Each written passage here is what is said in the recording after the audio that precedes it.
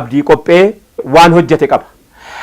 Guyyaa tokko utuu nu taa'aa jirru ministeerri aadaa fi tuurizimii Oromiyaa xalayaa barreessee fi fidee dhufe. Annan taa'aa jira. Muhammad Kadir jira. Amma seenyu Dr. Abdul Samad natti fakkaataa jiru. Dhufee jennaani xalayaa kana fidanii fi itti kennan. Raayya maal jettaa xalayaa kana jedhee natti kenni. Jennaan mammaaksan itti mammaake. Sitta mammaaka abdiin jedhe. Maal natti mammaaktaa jennaan. Fardarra taa'ee ceenaa jedhii jennaan. Sirran gurratti aanaa waan jechuu qabaachuudhaaf situ irratti siqaa jennaan. Baroodha jedhee qalama fudhatee qananii cubbuu jalan daddabuu biyyaaf biyyee ta'u maqaan koo waaraa ulfinaan galmaa'ee seenaan koollee tura.